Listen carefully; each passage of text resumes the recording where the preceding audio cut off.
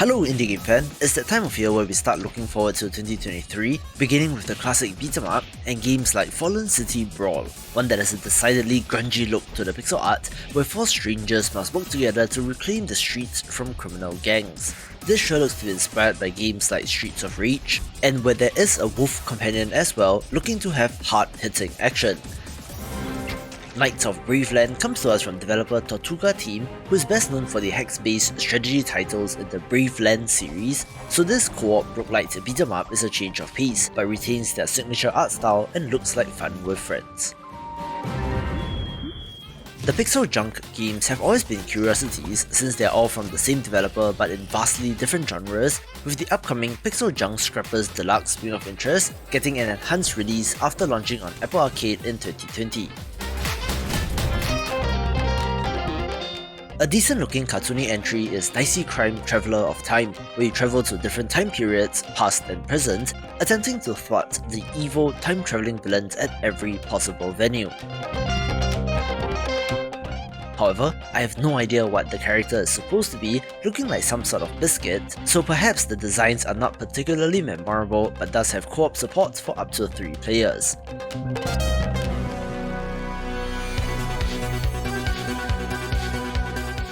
A long in development title is Down in the Dark, one set in a world plunged into chaos and violence, where you play as a detective having to fight off gangs and criminals. Its pixel art is good, but nothing to write home about, and where it got my attention is that apparently there are car chase sections as well as puzzles in this game, making it not just a beat 'em up, where it has a Q3 2022 release window, but I'm guessing it will be pushed to next year.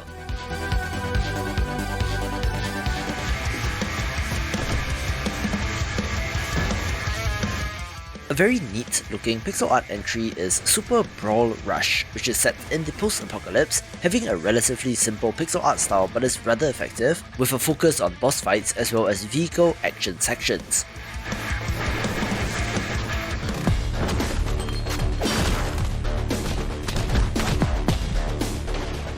I'm not quite sure what to make of Skinny and Franko Fists of Violence, since apparently this is the sequel to Franko Crazy Revenge, a beat-em up title from a Polish developer which released on the Amiga in 1994, which is a game that I've never come across, but apparently has somewhat of a cult following in its home country.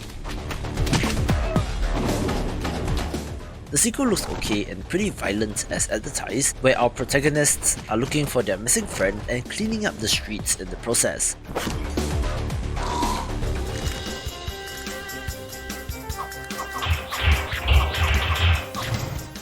I quite like the look of Buccaneers Shipshape, one that reminds me of classic entries due to the character proportions and the pixel art, being a pirate-themed entry that looks pretty fun.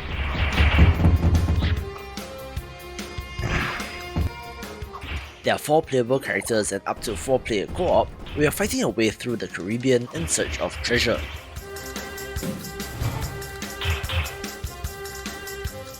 In fact, this is a full remake of the Buccaneers arcade game from 1989 with the blessings of the original developer, so it's interesting to see this being brought to a new audience.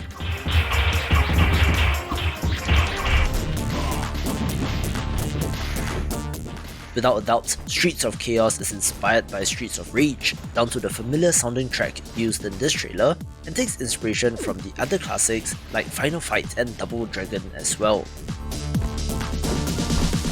The 3 main characters seem like the equivalent to Axel, Blaze and Adam from Streets of Rage, with the main story being one of these characters searching for his missing brother, looking to hit all of the right notes. A curious title to watch is Pizza Kid, one that did go to the effort of making some gorgeous animated cutscenes, with this having some pretty heavy influence from anime down to Japanese voice acting. It is set in the year 22XX in some sort of post-apocalypse, where food supplied by a powerful agro-tech firm has started to transform animals and humans into abominations, where you step into the shoes of the titular Pizza Kid, part-time pizzeria worker and part-time martial artist on an epic quest to defeat the villain and to save what is left of the planet. I think that it looks neat, but it's a little too red in the indoors sections, but it's certainly one to keep an eye on.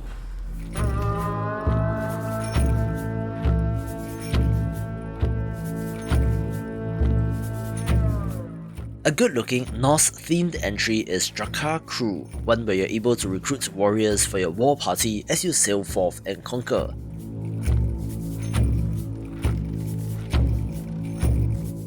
There are more RPG and management systems in this, with leveling, loot, mercenaries to hire and ships to buy, with an open world structure that seems neat.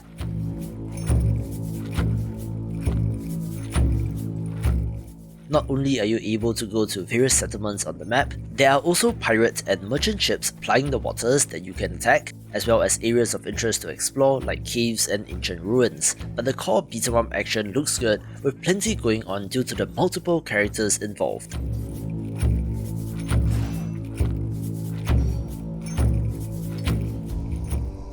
A darkness curses the office. The epoch of our small and happy business is ending. The corporate takeover brought with it a foul and toxic misery. The Box Knights, our noble defenders of good times and wild office parties, defeated. If ever we needed a hero, it is now. I meant to cover Box Knight for PAX Australia, but that video didn't materialize, where this is a roguelite beat-em-up dungeon crawler that looks well made.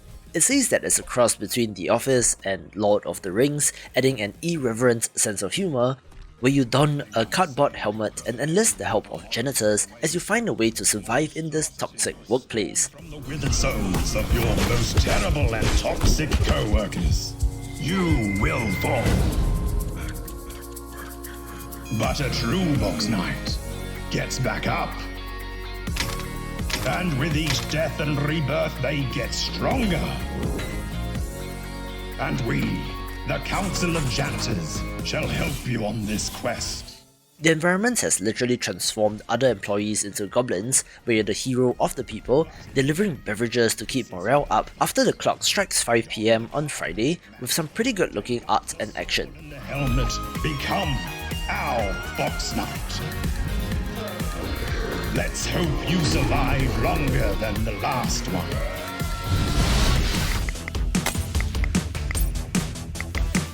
Beat-em-ups have found their way into other genres, with Scrap Riders mixing the classic action with an adventure game much like Brock the Investigator from this year, or with an awesome pixel art look.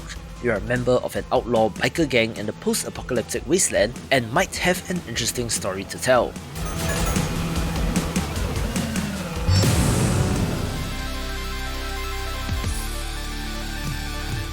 Jay and Silent Bob Chronic Blunt Punch is not that indie, since it is based on fictional characters created by celebrity Kevin Smith, who have been in movies, but comes to us from the relatively indie developer Intera Bang Entertainment, the co-founder of which, Justin Woodward, also runs the Mix Indie Showcases, the most recent of which was just a couple of days ago. IP aside, this looks like an excellent beat-em-up with some awesome animations, reminding me of the Asterix and Obelix beat-em-up titles, where this has been in development for a very long time, but their latest tweet suggests that they're still working on it, so hopefully we will get a release date soon.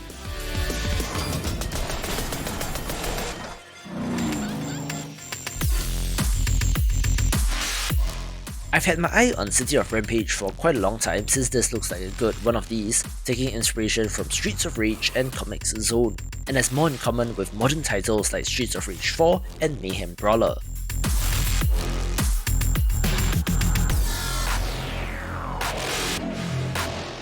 However, this does seem to be stuck in some sort of development hell, initially planned for release in 2021, but I've not heard much since, where searching on Twitter reveals that this developer seems to be working on comics at the moment, so this might be on the back burner.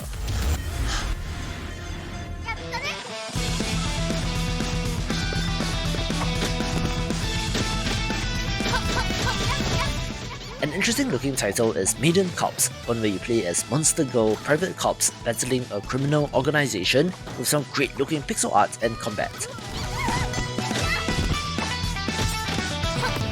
Perfection is a process.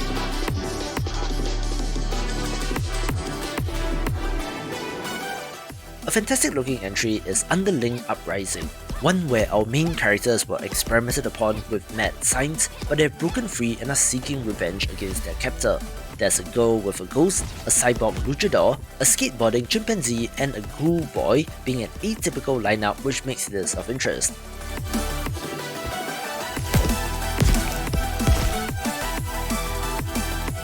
The mad scientist as the villain does open up some fun possibilities for enemy and boss designs, with a fantastic cartoony look as well.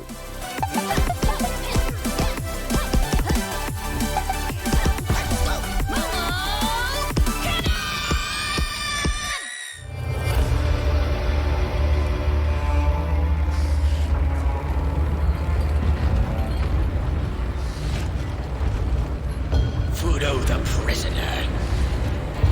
Fudo the weak.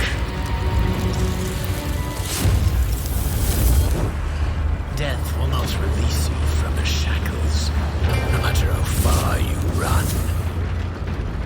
Then come!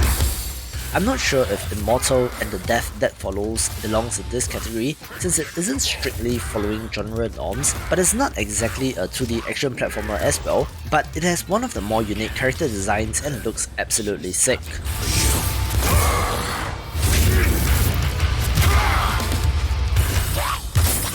Don't tell death! I'll be waiting! I care about your problems. Everything should go my way.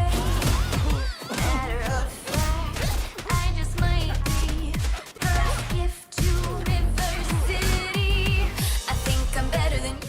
The not-so-indie River City Ghost 2 is of note, since it will canonically be the latest release in the long-running River City Ransom franchise, where the original River City Ghost was great, and this looks to be bigger and better. It adds new playable characters and up to 4-player co-op, up from 2-player in the original, while sporting a similar excellent pixel art style. Uh-oh. You're taking on a Yakuza crime family and their lieutenants, with plenty of enemies to battle in a variety of ways.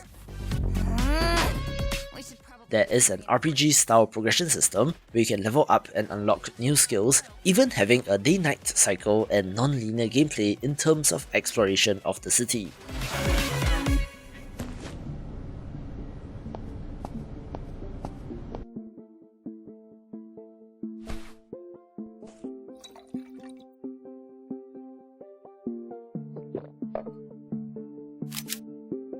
I'm a big fan of developer Yo, who made the excellent The Friends of Ringo Ishikawa, where you play as a delinquent Japanese high school gang leader, and in a similar fashion, Fading Afternoon instead has you controlling a Yakuza member who was recently released from prison, having to find his way in life once again.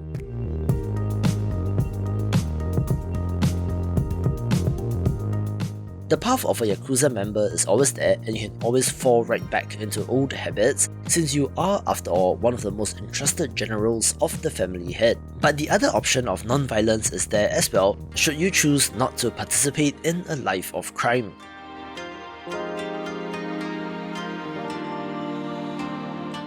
The beat-em-up action does look fantastic however, and is more violent than you might think when guns and swords come into the mix, where the open world structure and city to explore is the most intriguing part, combined of course with great pixel art.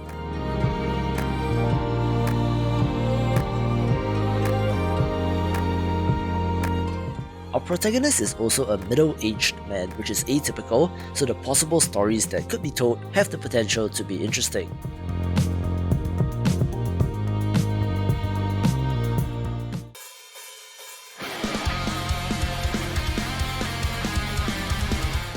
One of the best looking entries on the list is Detained Too Good for School, one where you play as a teenage Japanese delinquent schoolgirl recently being released from juvie after 6 months behind bars and having to find your way in the world. You're on a mission to avenge your brother's murder, where rival gangs want you dead as well, and of course there's a huge conspiracy that will affect the city. You can choose whether or not to save the city or to throw in with the criminals, with life sim elements akin to The Friends of Ringo Ishikawa as well, making this not just a simple beat 'em up.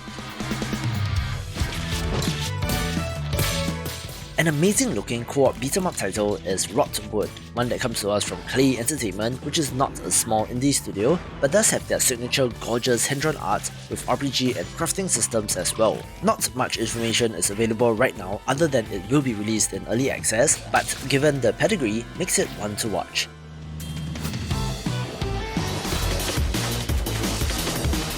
Tom Fulp and gang are some of the most renowned developers, all stemming from Newgrounds, where their next title, Nightmare Corps, looks awesome, unsurprising since Tom Fulp also founded the Behemoth, which made Castle Crashers, so of course this is of interest, looking to be an evolution of that with even crazier enemies and locations, as well as actual differences in the characters. We can also watch this video for my recommendations of the best right now.